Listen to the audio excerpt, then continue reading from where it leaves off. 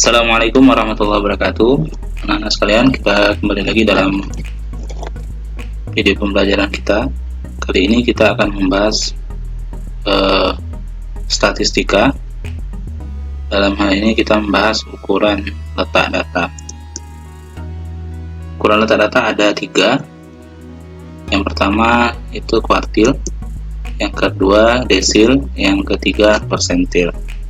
Nah, untuk video pembelajaran yang kali ini kita akan bahas dulu tentang kuartil, dan berikutnya pada video pembelajaran berikutnya desil dan persentil.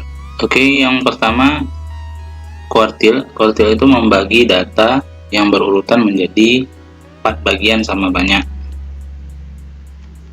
Nah, kuartil dilambangkan dengan huruf Q, kuartil bawah Q1, kuartil tengah sama dengan median Q2, dan kuartil atas adalah Q3. Nah, kalau kita buat sketsanya seperti ini, letaknya Q1, Q2, Q3. Maka ketiga kuartil ini membagi data menjadi 4 sama besar.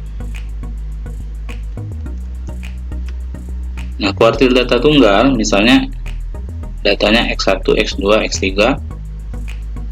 dan Xn adalah data yang berukuran n telah diurutkan, maka letak kuartil ke I data tersebut dapat ditentukan dengan rumus QI atau QI sama dengan data ke I dalam kurung n tambah 1.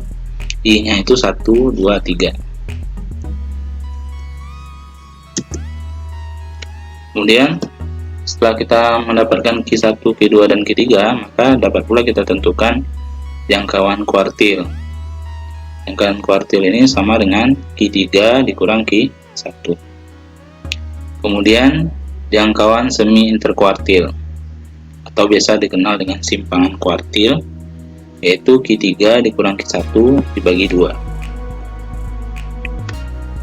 Sebagai contoh, tentukan nilai kuartil 1, kuartil 3, dan simpangan kuartil dari data berikut. Ada 3 soal. Yang pertama, untuk menentukan kuartil, kita urutkan terlebih dahulu datanya. Maka kalau sudah kita urutkan, data yang pertama ini jadinya 1, 3, 4, 5, sampai 11. Kita urutkan. Secara sekilas kita tahu Q1, Q2, Q3. Nah, kita gunakan rumusnya. Datumnya banyaknya ada 11. Maka kuartil 1 atau Q1 sama dengan data ke, karena Q1 ganti I nya dengan 1. Kemudian banyak datanya 11 tambah 1 dibagi 4. Sama dengan data ke 12 bagi 4 ya, berarti 3, data ketiga. Nah, data ketiga itu pada angka 4. Kemudian kuartil 3, data ke I nya ini kita ganti dengan 3, berarti 3 dikali dalam kurung 11 tambah 1 dibagi 4. Ini sama dengan data ke 9. Nah, data ke 9 tepat berada pada angka 9. Jadi simpangan kuartilnya adalah Q3 dikurang Q1 dibagi 2, atau 9 dikurang 4 dibagi 2, sehingga ketemunya adalah 2,5, karena 5 dibagi 2.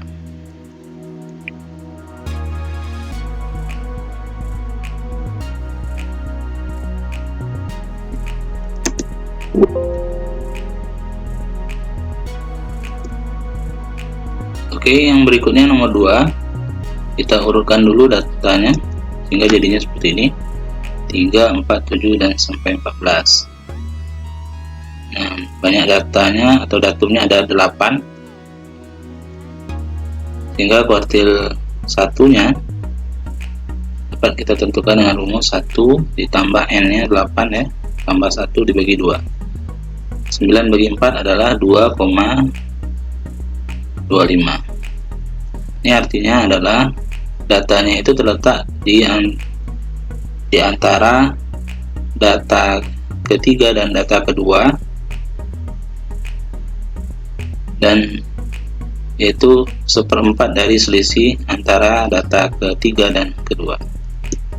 Data kedua adalah 4 ya, kemudian ditambah 0,2 dari selisih antara data ketiga dan kedua, 7 dikurang 4, jadi 7 dikurang 4 sama dengan 3 dikali 0,75, 0,25, jadi 0,75. Nah, jika dijumlahkan jadinya 4,75.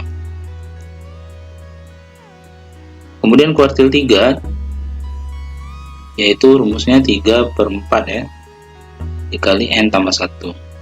N nya 8 ditambah 1, maka jadinya ketemunya adalah terletak di data ke 6,75. Oke, berarti ini sama dengan data ke 6 ditambah dengan 0,75. Kelebihannya tadi 0,75 dikali dengan selisih antara data ke 7 dan ke 6. Karena kalau 6,75 ini kan antara data ke 7 dan data ke 6. Data ke 6 kita lihat 11, kemudian ditambah 0,75 dari selisih antara data 7 dan ke 6.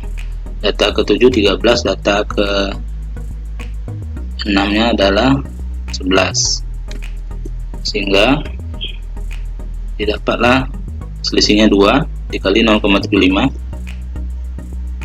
jadinya 1,5. 1,5 tambah 11 yaitu 12,5,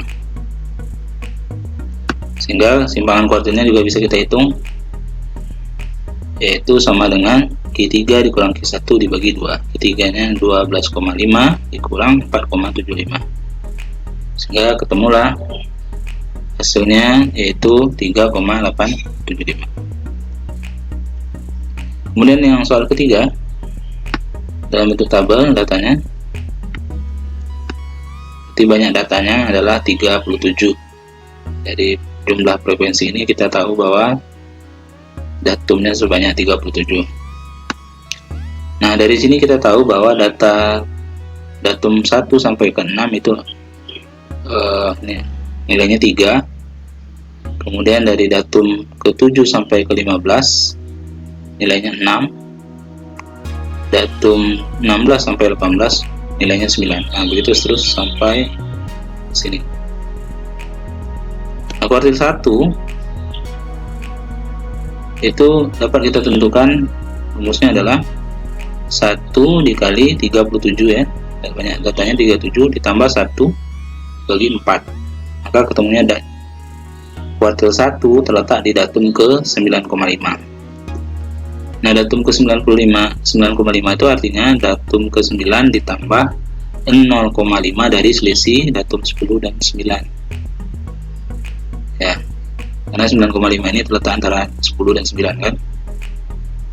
Maka kita lihat datum 10 itu adalah 6 ya.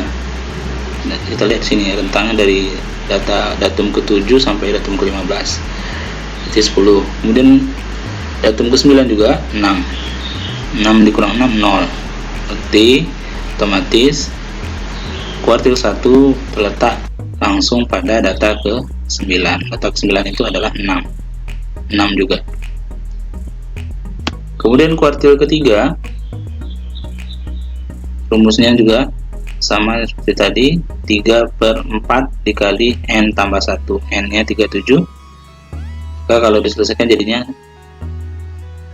kuartil 3 terletak pada data ke 28,5 ya, 8,5. Artinya kuartil 3 itu adalah data ke 28 ditambah 0,5 dari selisih antara datum ke 29 dan 28.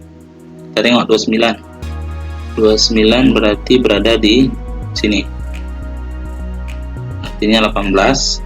Kemudian datum 28 nya juga 18, maka otomatis kuartil ketiganya juga langsung 18 karena di sini 0 selisihnya. Kemudian simpangan kuartil Q3 kurang Q1, Q3 nya 18 dikurang 6 dibagi 2, 18 kurang 6 12 dibagi 2 sama dengan 6. Nah, itu cara menentukan kuartil 1, kuartil 3 dan simpangan kuartil dari data tunggal.